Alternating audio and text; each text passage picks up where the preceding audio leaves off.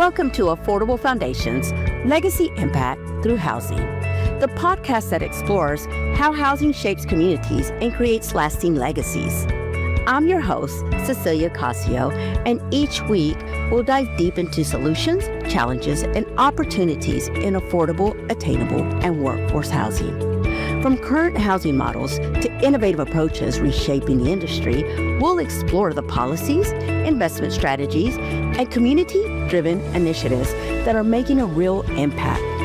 Housing isn't just about buildings, it's about people, opportunity, and the future we're creating together. We believe everyone plays an important role in affordable housing, whether you're a real estate investor, developer, policymaker, property manager, or someone passionate about creating positive change. Affordable Foundations is your go-to source for insights and inspiration.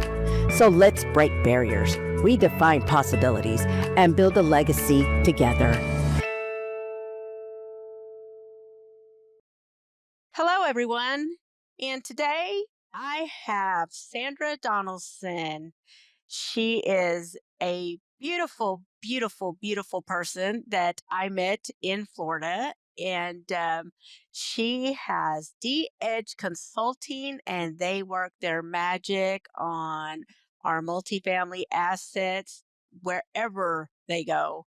I have had the pleasure of working with Sandra for probably 5 years, I believe.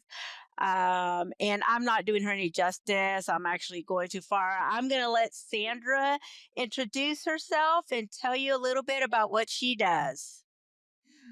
Thank you, my dear friend Cecilia. And hello, everyone who's able to join our podcast today. It's a delight to be here with you, Cecilia.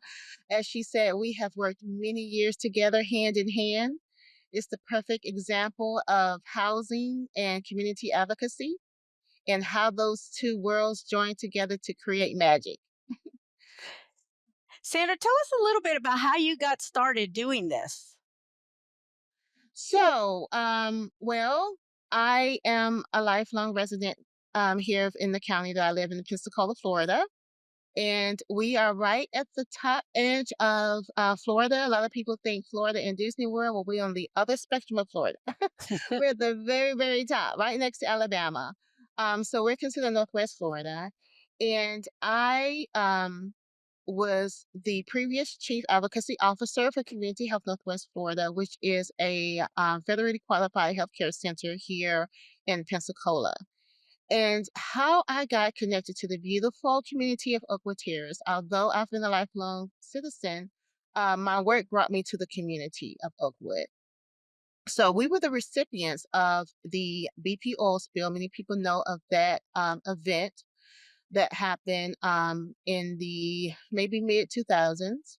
And what happened out of that event was the opportunity for coastal states along the Gulf of Mexico, or Gulf of America now, along the Gulf of Mexico, to be able to receive funding for the impact of the BP oil spill. And fortunately, we were recipients of that funding.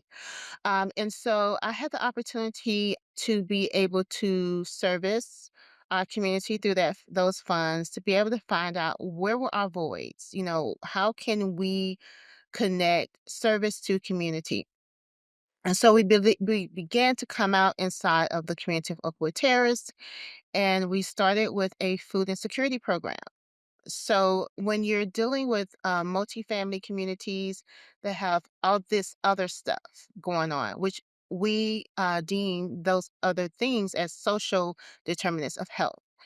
Those things include food insecurity, it could be health and social service access, it could be mental health access, all those things that are associated to our ability to otherwise be healthy, right?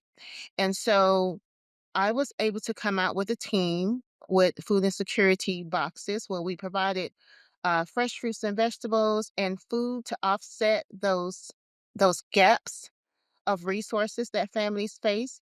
And along with those bare necessities, we were able to include some of those health and social components. So, along with those things, we did classes, we did seminars, we offered programs for residents to otherwise be able to thrive within the settings that they were in, and then begin to transition out of the mindset of long-term transitional housing. And so we invited them to the world outside of that lens. What does it look like to be able to start here but move forward, using this as a platform, but then how do we transfer into long-term housing? Awesome, awesome. What are some of the biggest misconceptions about resident supportive services in affordable housing? So one of the biggest misconceptions is that people don't want help. Is that they just want to be able to receive and not be able to, get something back. So a lot of people think outside of the world of housing, they think that, oh, they just want to just stay here. But how do you get out of the crisis?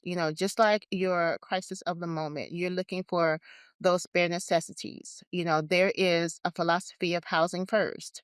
Once you can house a person, and then all those other things fall into place, then you create the wraparound services, the health, the economic stability, the education, and all those things. And so many people misconceive, people are like, we're just here to stay. No, they want to be able to utilize resources that are available to them, but how do they stand alone? Providing a resource, you don't just give a person, that you believe that you can give a person a fish and they'll learn how to fish. Sometimes you got to give them the rod and the bait, right?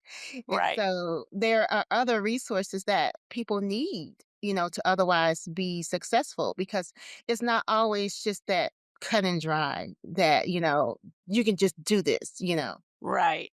Or that they don't want to do it and they don't care to do it. You and I have talked about that. I mean, and it starts with experiences and it starts with, what they have experienced in their life.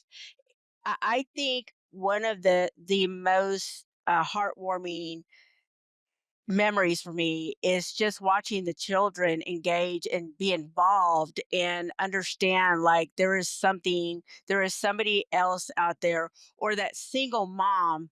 I That was big. Those single moms that show up and want to learn or want to get information, and they have hope for a bigger future. And I think when you provide them these services, they aren't made to feel like it's just a handout. There is a bigger purpose behind it. And I think from my side, my heart, I absolutely enjoyed you guys engaging with the residents out there. And I think that's the other part of it is, the successful programs and partnerships. I think you've been able to make that difference. You've been able to make that tangible impact on the residents' lives. Like, tell me what that means to you. I'm fed more than I feed. And when you think about when you're able to help others, people are not always looking for, like you said, a handout. They're looking for a hand up, someone to get them out of the crisis of the moment, someone that just that extra umph, that extra push.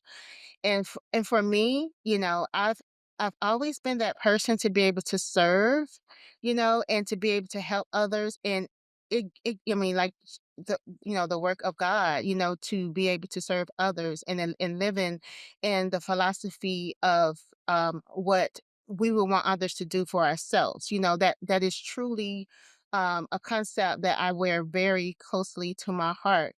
I've been blessed, beyond blessed, in my life. I am, of course, this, but I am a two-time breast cancer survivor. And through my breast cancer journey, I had to cross a lot of bridges, right? And so I was always helping other people, and then I needed help. And once I had to wear that badge of honor, it made me even more vulnerable to those communities that it doesn't matter how many initials you have behind your name. It doesn't matter what's in your bank account. We're all just people and we all want to be able to help each other.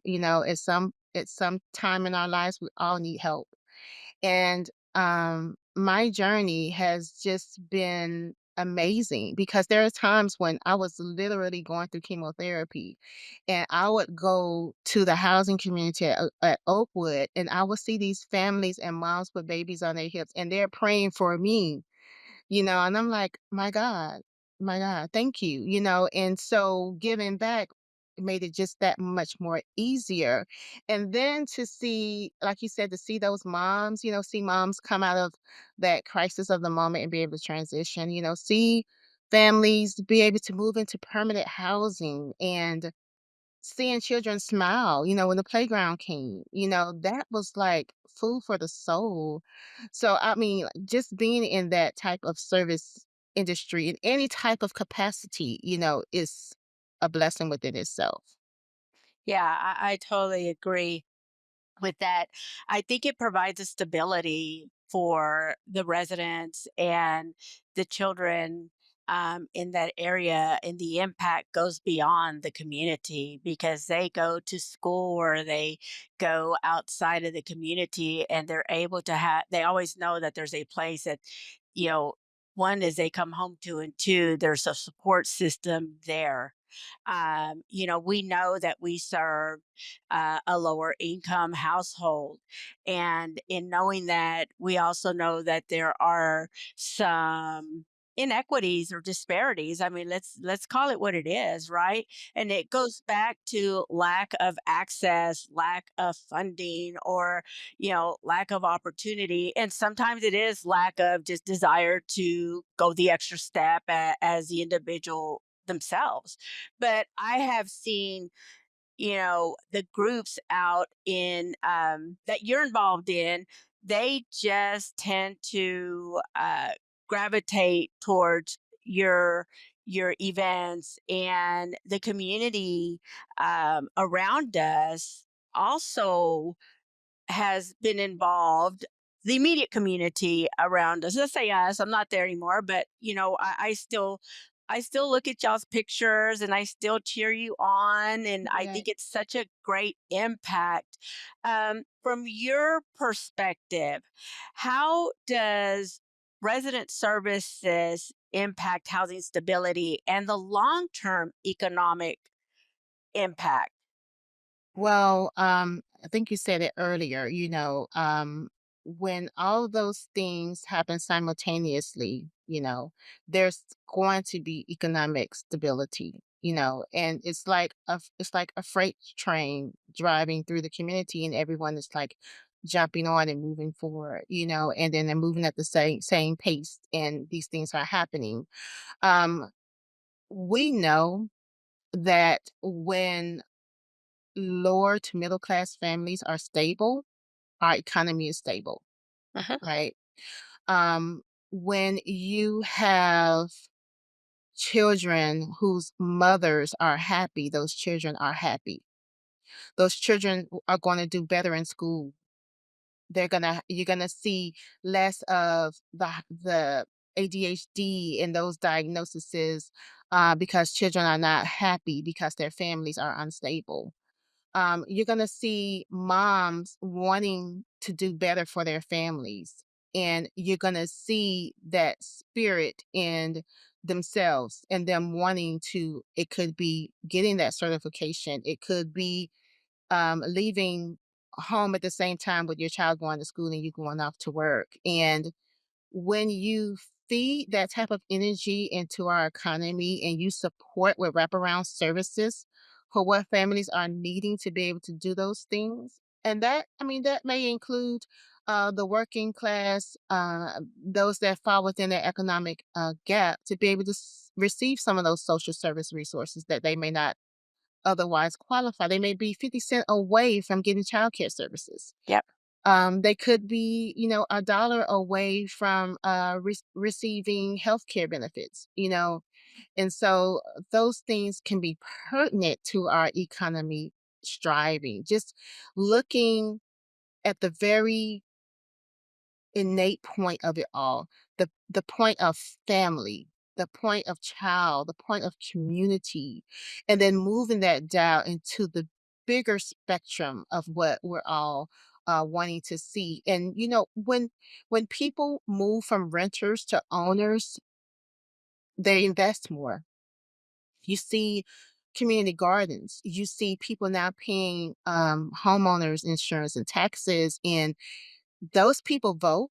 Those people buy into the community. Those people buy and sell within their community. Yep. So for families to be able to do those things, they need those wraparound services and resources to be able to transition from the crisis of the moment, housing, food, transportation, health, to purchasing their first home, to their first vehicle, to being able to send their children to college and pay property tax. All those things come and line together. It's again getting all on the train and all moving simultaneously, because you can't leave segment groups behind. Everyone has to be able to get on at the same time, whether you're the conductor or you're just riding along, but everyone has to be able to have a seat on the train. Absolutely. And that is like, you're sitting here saying all this and about the housing and, from beginning to end about home ownership, talking about the missing middle, that affordable programs start, or some of them are aligned for those that are at a 30% median income. Then you've got some programs that are for the 60% median income. And then that's it. Like anything above that doesn't count. So, like, if you have a senior that is just right above that amount of that 60%, that senior may be working and getting Social Security. They have to work because the Social Security isn't enough, and then it doesn't they don't qualify for assistance in one way or another because they're over that 60 percentile. And you're like, as housing providers, service providers, we want to assist them, and we see the gaps, and it is so hurtful, so bothersome. And it's like, get out there and vote. People understand these programs, understand the impact they have on the people we love, the people that, when we talk about seniors, to me, they're the people who made this country. Like Right. we're just, here based on what they have built. And when we don't really educate ourselves on what that means, it hurts us beyond what we can see at the moment. And I Right. think that was always big for you, is providing that education, providing that understanding of, like, how do you monetize on these services that are there for you, and explaining that to the residents that you served. And it takes us, like, you and I can have hours of conversations on how to solve the world's problems on this, right? But it really does come down to educating others and getting others involved, and getting them involved into understanding how they vote or how they don't vote impacts the future of so many.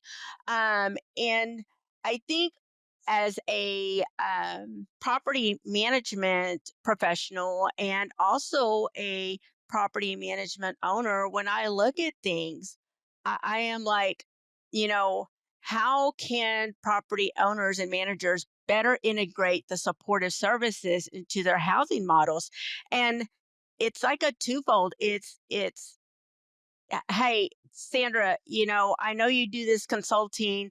As an owner, I may say, and look, I'm going to back up a little bit. Like, fortunately, the owners that I've worked for have been phenomenal at understanding that they could put money, they needed to spend money, this was important to them.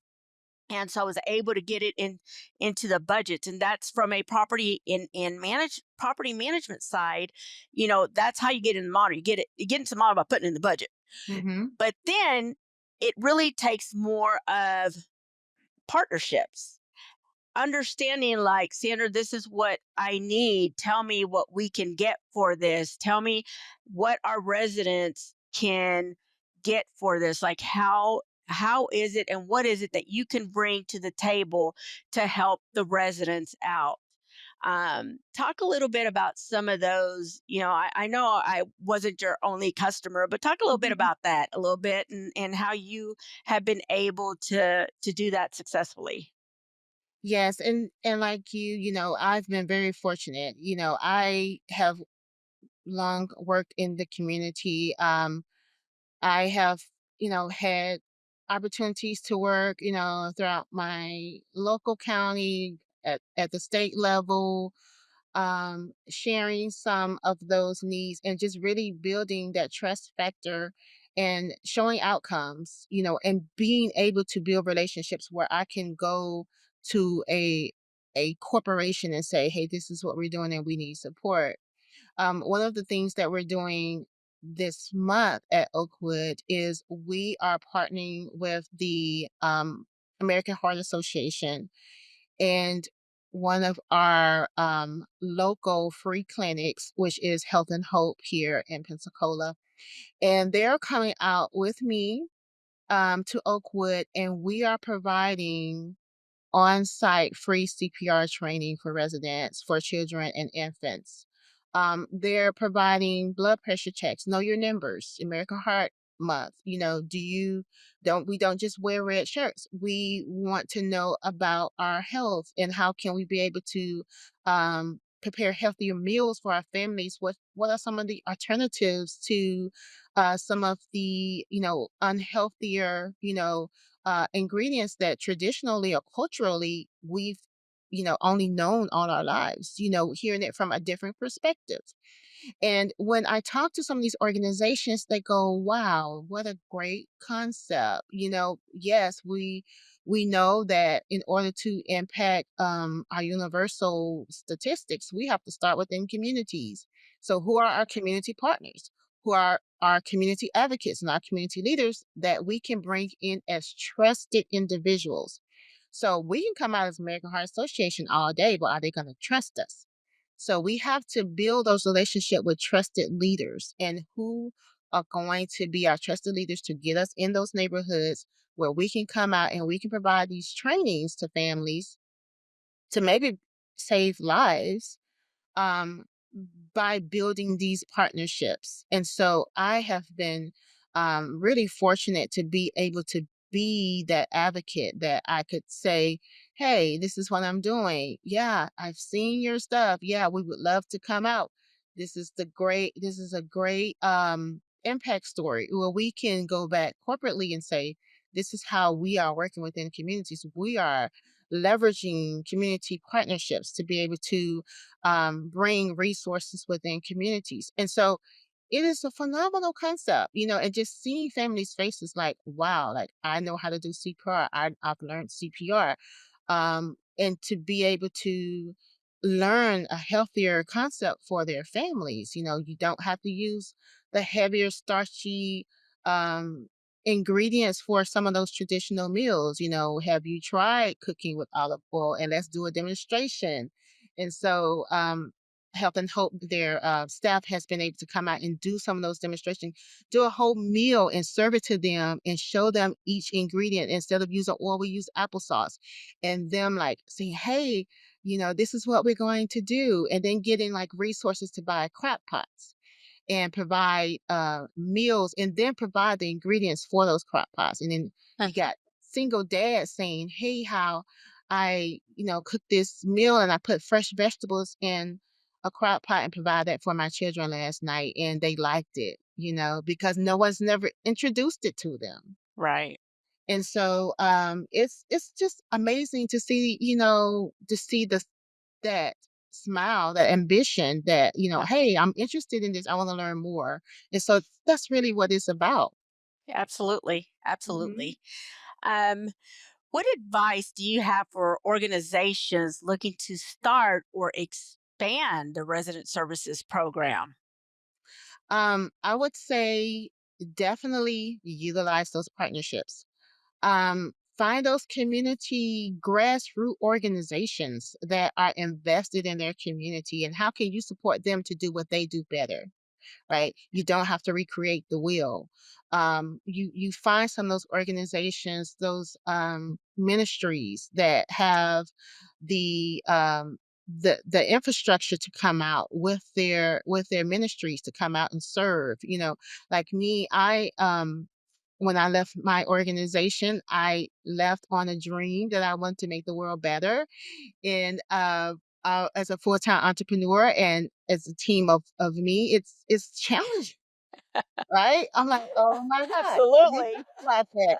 Some nights I don't go to sleep. Some nights, it's a lot going on. The community's out, and they need a lot of help, and so I have to rely on those partnerships and those groups that are there are those boots on the ground to say, hey, hey, I can get the food if you got a truck and you got a gang of folks that can help me get it out. I can do it. And so that's how I was able to work with one of our local ministries that has been coming out now at Oakwood Terrace every week.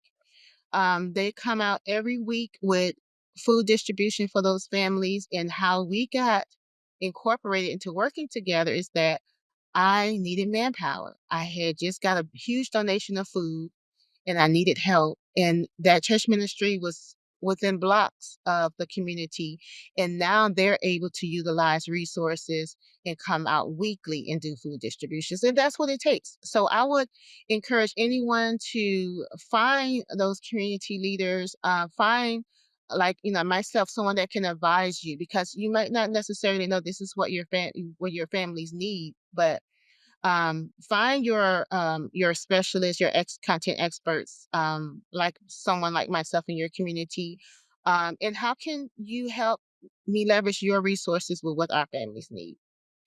And I think one of the biggest things is, and what I loved about yourself and one of the other great supporters that I came across in Pensacola is that y'all kept it real. Like I think y'all knew we wanted to do something, and you knew we weren't perfect. And when you guys heard things from the residents, y'all were very clear with us, and would tell us what is happening, and hey, this is what we're hearing, like what is going on. And we all know that sometimes things that are said are not always as clear as the words that are spoken, but the fact that we were able to truly have that communication, and I know how important that is, and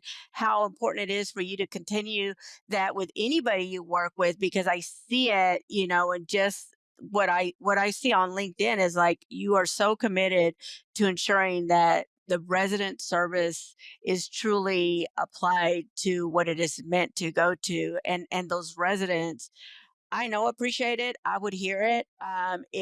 It's so much more than just what we can explain on this podcast, because it is a true partnership, a very transparent partnership between property management and a resident services group. And, from a property management side, it is very difficult for our property managers to make the time to find people to come out, find and schedule, and then find, another group to come out. And I think that is what makes your program so powerful, is that it took this away from the management, the on-site management, that they weren't required to plan this. You would come in and say, this is what we got going on, or they would call and say, hey, Sandra, we're hearing this, can you do this? The Christmas times, the Easter times, the back to school, just because it's heart health month. I mean, like, there's always something that you do that impacts the community. And what I know, it is, you have mentioned like Oakwood here, but it's bigger than that. It's other people in the community. They get the word, they hear what's happening, and it makes such an impact. And to know that if you have one property that does it, then another one does it, you can see the differences. And you, from a property management side, you start hearing the residents are building that level of trust with property management. They build it with you, and that is ongoing, but then they see property management engaged in this. So I think, you guys just do such powerful work out on these properties, and when it's done right, Mhm. and it is a true partnership with everybody involved. We're going to get a little bit into equity, inclusions, and sustainability in housing services. Um, how do resident services contribute to equity and inclusion in housing? So we know that, all families are not playing on the same level field, Uh-huh. playing field. And that's what equity is all about. Some person, I mean, they may have the same picture, but one person may need glasses to see it clearer. And so that's the true component of equity. What do we need to enhance for this particular person, community, etc., so that they can see that picture clearer? And so it's really what I've learned, and I mean literally blocks away. It is definitely community driven. Uh-huh. So where one community, it could be transportation access. That could be their barrier from housing to health to employment to all those things. And 2 blocks down the road, it could be food insecurity. And so it's really case specific, it's community specific. And so for myself, I am a professional health and social determinants of health consultant. And I have given, all of my put my all my eggs in a bucket to be able to do these things, to be able to help communities otherwise learn those things. And what that looks like, that may look like looking at your community needs assessment, looking zip code specific. The CDC states that your zip code tells us more about your health than your genetic code. So it's about where that person is living and what they need in that specific community. And what we know about housing that is really focused on income eligibility, and those things, we know that those housing, they it's a need for wraparound services. But what are the services that those families need? Is it a GED program? Is it bringing on those clinics to come out and educate on health and wellness so that you can get families healthier so they can get to work? Uh-huh. It could be something as pertinent as child care assistance. I have 3 children. I really want to go back to work, but one child gets out at 12, one gets out at 2, and one gets out at 5. And I can't be everywhere 3 different times a day. It could be a safe space for their children to go to so that they can continue their work day and be able to pick up their children and go home, cook dinner, do homework, and have a scheduled lifestyle that those children need.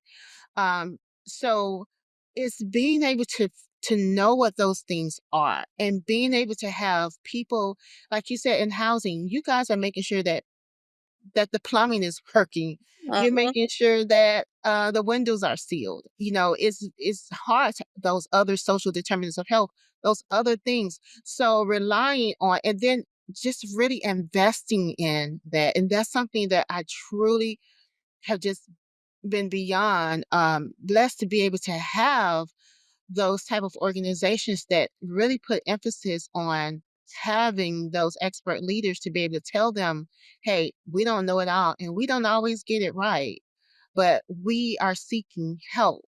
And typically those financial commitments to having someone or a group or organization be able to tell you, hey, this is what your communities need, it you there's no value to that, There's no value to it, and it's no value to a person or a group that is invested in those things. Because like you said, it's a total economic impact. It's not just the walls around that community, those 300 units that you're serving.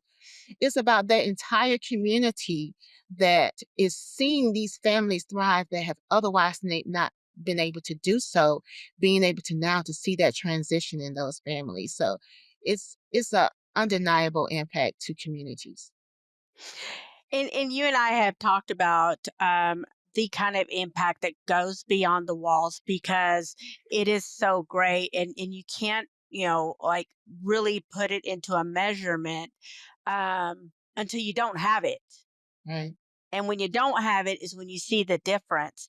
And I think one of the other things that I think is important on these properties is that we provide, financial education. Let's talk about that a little bit.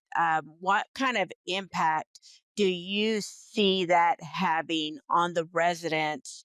On the 30%, household member, 60% household member, the 70 to 80% household member that's the missing middle. Like, what have you seen out there? I've seen just sheer desperation for wanting to be able to understand where and how do we get to that place of stability, and not just stability to where we're able to invest, to where we're able to have a checking account or a bank account. How do we save when every penny that we need, we have to put into our household. So, how we do that, the financial literacy concept, because if you think of families that may have and I'm being very realistic here. Hmm. If you're looking at families that may have about $100 in cash for the entire month, that includes their utility bill. Hmm. How do you save with that? Is very unrealistic. So the impact to that, to offset that, it could be a food insecurity program stepping in to offset that $100 that they may spend otherwise on their food. So we know that many of these families get, SNAP benefits, food assistance benefits. But let me tell you how that works. That's a monopoly of its own. So when you have families that do not have connections to healthier food, live in the food desert, can't get transportation to a grocery store and back, you got 3 kids, you're trying to get off and on the bus with a stroller and 4 bags of groceries. How do you do that? You go to your local corner stores.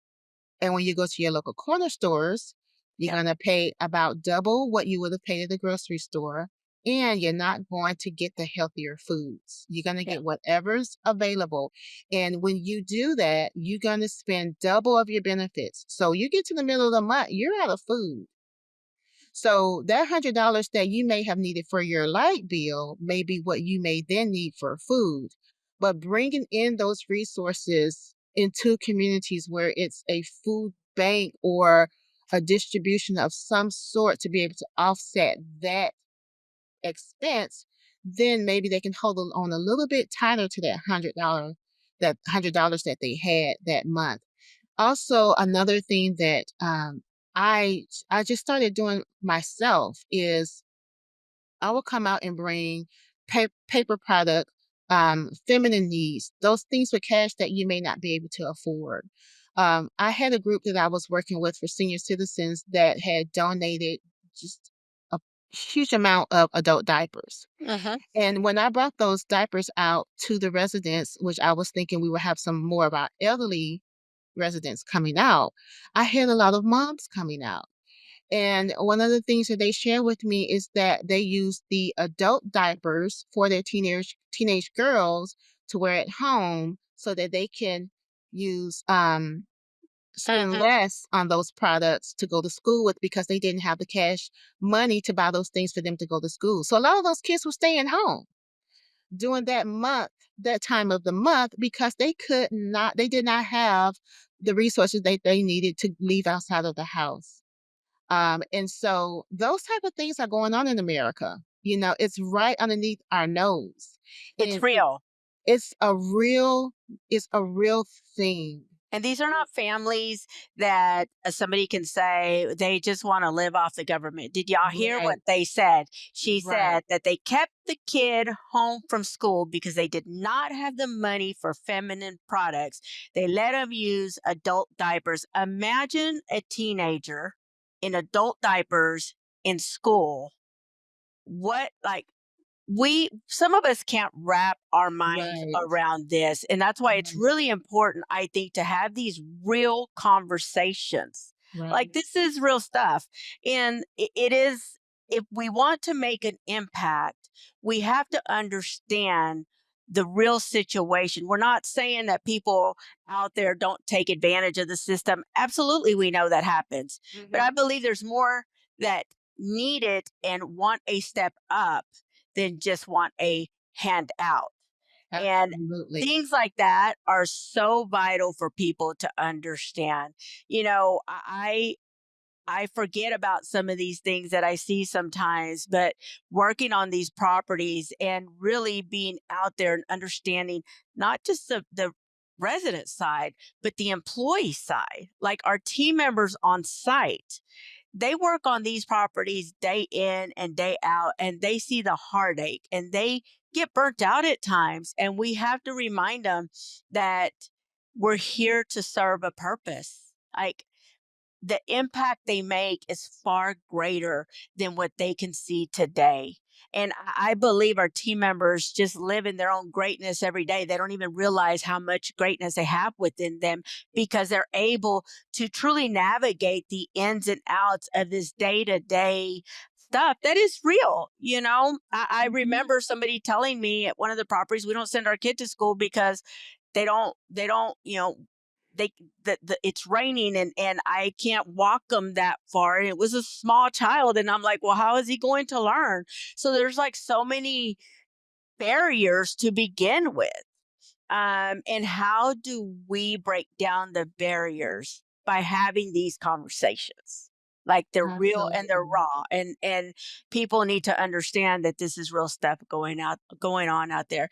And I think the greatest impact that you can make is on those children because they are our future. Mhm. And you see that. I know part of your program, and I called it the digital divide because some of our children on our properties couldn't get internet. And it's like Sandra comes in and tell them a little bit about how you help solve some of those problems.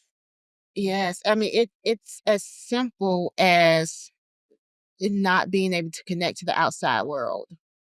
And you want, a child or a parent to be successful when they don't have the infrastructure to do that. And that often includes technology, from virtual visits to being able to do an online program or just helping your child with homework and needing that. So w- obviously, one of the things that we knew that was a challenge within this community was internet. And we know that many of the families, they could not even check into their house. Well, you do just about everything on your smartphone. And so if you don't have minutes to do that, if it's your child has an appointment, you have to do a virtual check-in, and all of those things have to happen before you can even have your doctor's appointment. And so we wanted to be able to bring, long term um, support services. And we realized, hey, we have this phenomenal resource center, but we can't get connection in the resource center. And so for looking at future goals, what is it going to take? Well, it may look like the housing community investing into a smart space, whether that's a community center or that's an area in your management location at your housing property that you can designate to families to be able to go online to do those online social service applications, to do a GED program, Or, again, that virtual visit, and that could be a virtual therapy visit that a lot of the families may need, and being able to have that virtual space to be able to do that, and how very important that is. And those type of little wins that it could be, bringing in a converter box into a certain area of your community, could have a massive impact on your housing community. And just realizing that those things are so imperative to families being successful. And that's, again, that's when you bring in those content experts, that those things that may go over your head because you're dealing with your crisis of the moment, which is um the family in 7B, that air has been out all night and you have Hmm. a child there with asthma. That's your crisis of the moment. And so it's not that you don't care about those things, but you're dealing with the higher gear of the moment, which is them needing air, but also what are the other things so that those families need to be healthy and successful. And so really putting some really intention on those things is so very important. Yeah, I totally agree. And success means what happens in the future. And we'll talk about that as well. So, like, legacy impact is so vital because I think, again, the children, the parents, the misconceptions of people on affordable housing. And it is, that affordability goes from the low, very low income to the low income to the medium income. It is all impacted in different ways. And when we talk about legacy impact, building generational wealth, that is not something that many times they even consider a possibility. And I think this is where it's important for people like us. We have a responsibility to teach them what a savings account means, what a money market account means, what happens if you can save $1, teaching the children $1, here, $1 there. Um, there is many times that many of these assets um, are in areas that are lower income as a whole. And it can get really difficult at times for people to feel like there's a way out. But providing the resources to give them hope, give them experiences, give them experiences that are beyond what they see in school, or how they're marked in school, or how they're tagged in school as living on a low income property. I think sometimes people don't realize, like, these kids don't have clothes that they can change. They don't get new clothes when the school year starts. They get the hand me downs. We see that often. And I think I meant to tell you a story about what I heard during one of the conferences, where somebody was saying, well, how do we get, we see all this money that goes to multifamily. Well, I wanted to ask them, like, well, where do you see this money going to multifamily? Because I need to go find it. Right. but how do we get people how do we get policy regulation to push some of that money towards single family? And I'm like, well, I think first we need to hit the root of the problem when people are living in these homes, like teaching them, what does it mean to buy a house? Like, if this is your goal, what is your goal? Teaching them about goals. Mm-hmm. Like, Right. they live day to day. Right. So, what do you feel is important for a property management group, or owners, or developers that are considering putting resident services in? What do you think is important for them to consider? I can get into this path and I get really passionate about it, but I want to hear your feedback on that. Well, you just said it, those transitional resources. People have to see it to believe it. You have to be able to touch and feel and smell it. Other residents, seeing them transition from, to having to rent this space to buy their own home and planting flowers and a garden and their children playing in the backyard. You have to be able to have those wins and show those wins. And what does each individual family need to get them there? And I often say individual because, like, we said for one family, it could be childcare. And what for one family, it just could be transportation.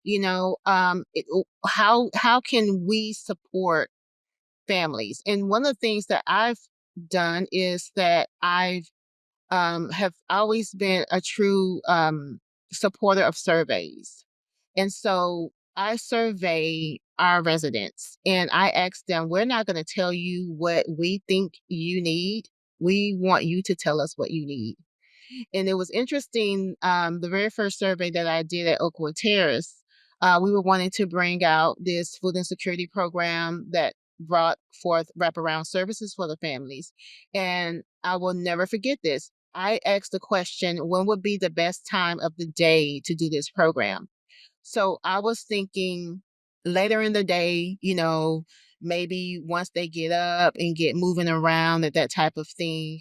And so 8% came back that they wanted to do it in the morning. And keep in mind what this program looked like was the families would get boxes of food with a crock pot to go home, learn these healthier meals along with maybe a financial literacy course. And at the end of the course, you take a box of food home with your crock pot, you go home and cook. So the families didn't want it in the afternoon. They wanted the program in the morning so that they can have a moment for themselves, to have the course, to go home, put the food in the crock pot, and it could be done by the time the children came home. So what we thought, maybe they are probably wanted around noon once they get up and moving. No, they were invested to getting up early in the morning, getting dressed, going down to the community center where they had a moment for themselves, learn the resources, take home those resources, and be able to prepare them for their children to go home and come home and have a nice warm meal. And so you don't always know. You have to ask your residents and you have to be able to survey those results and then really put some meat in the game yourself. What can we commit to making these surveys a reality for our residents? So it's really about asking the questions and getting that raw data. And then once you get it, what are you going to do with it? You know, really service to those resources and services that your residents need. Yeah, it's because let me tell you, if you're gonna do a survey, it is absolutely imperative that you follow through on and listen to what they are saying. Yes, I think it's really easy. Let's ask them, and then we don't like what they have to say, and that right. it sets the wrong it sends the wrong message. It says, we ask you for information and it breaks trust. Like, Right. I think that is key to remember, that it breaks trust when you don't follow through on listening to what they have to say. We only have about 10 minutes left here. Um, I wanted to go back and touch a little bit more on experiences. And I'm gonna share a quick story on the experiences of our families. And I believe what I remember when I remember thinking, wow, this is why. Because this job from a property management side, and Sandra, on your side, the resident services side, it is hard. Yes. It is not easy. Yes. It is hard. You have to have the heart to be in affordable housing. You have to Yes. want to make a difference. And we need you guys. We need you to come into affordable housing. We need developers. We need site teams. We need regionals. We need property management companies. We need y'all to be part of the solution because it is so important and it is so rewarding, to be on a property and that here's a stigma. It's just generations of people living there. Maybe, but when you see that grandma makes sure that everybody's in line, and grandma will report the family member if they have behavior that is not part of what she feels is part of the community, because people do take it as their community. They wrap their arms around it. This is their home. And then you see the grandchild that is going to school, that is going to high school, that is getting on the bus, and you see mom and grandma and aunt involved, like everybody's there. And then you go back 5 years later and you're talking to grandma, and one of the grandkids is joined the military and the other one is in their last year in college. And you're like, yes, like this is what we're meant to do. And that ripple effect is so great. And I would tell my teams when they would get burnt out, like, hey, you're making a difference. Like, you don't see it today, but you're making a difference in that one person that is going to go impact another 100 people. And you're giving somebody hope that somebody out there cares about them. And that experience of, Sandra, I told you this, like when I realized in Pensacola, like when the kids said, oh, we've never been to the beach. And I'm like, what do you mean? You live in Pensacola. Like, I'll let you wrap this up with some of that and how experiences, like, I think if we can give people experiences beyond what they're seeing at that very moment, what do you recommend to others that are either in resident services or that you have seen be successful from the property management side? Well, you have to u utilize opportunities to show them the world outside of the lens of where they are. So, so many families, they, like you said, they had not experienced anything no further than from school and back, or to grandma's house to back home. A lot of children, it's never even driven on the interstate, been in a vehicle, go outside of the city limits. And so you have to create those experiences. You have to be able to look for partnerships and organizations that are willing to work with you.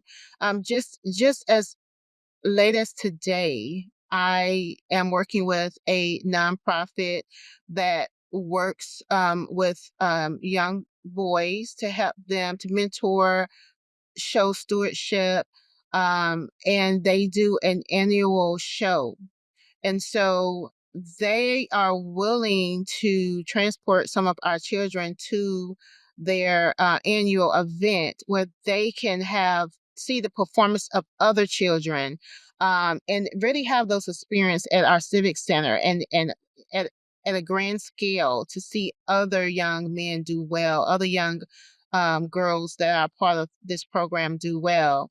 And this particular nonprofit even, wants to donate lightly used shoes to our children.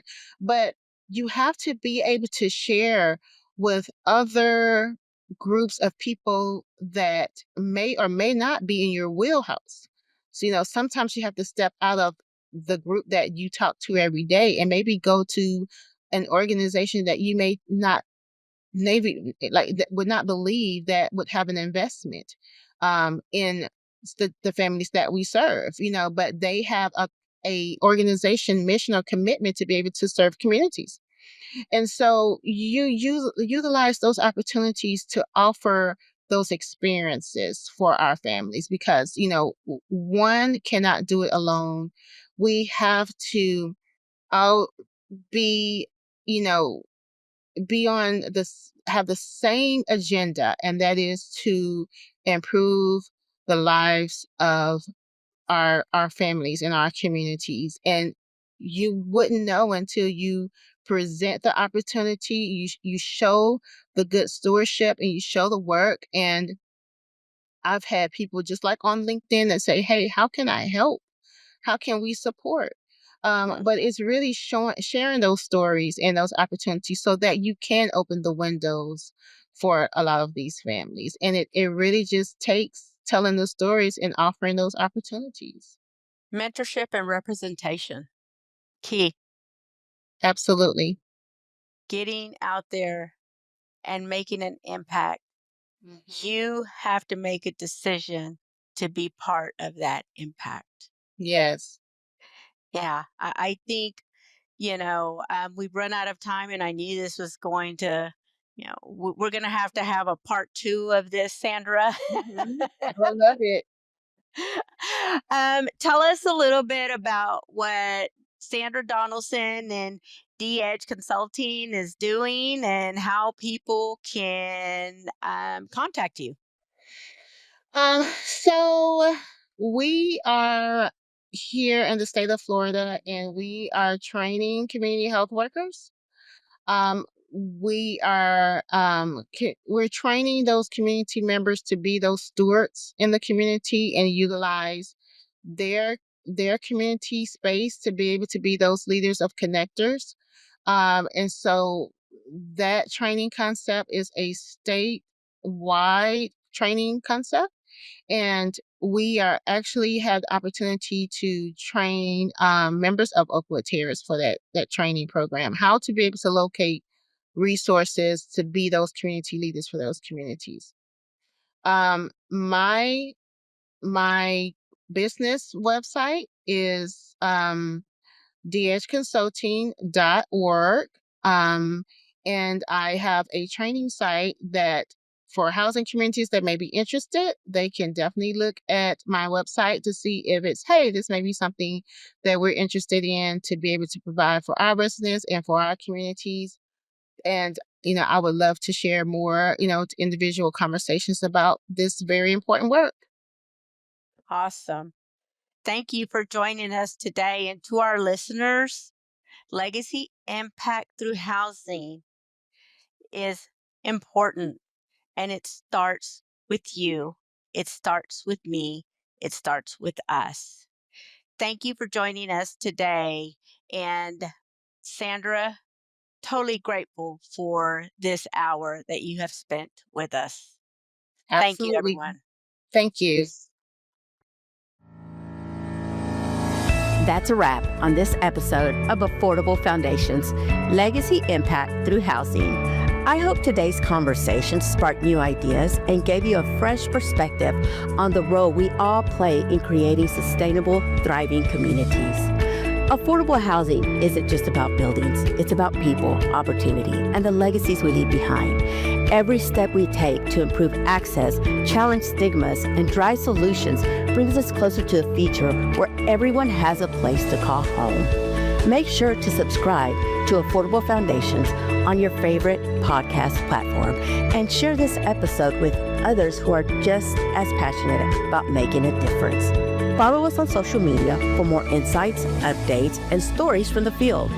And before we go, a special shout out to the incredible teams working on the front lines of our multifamily properties.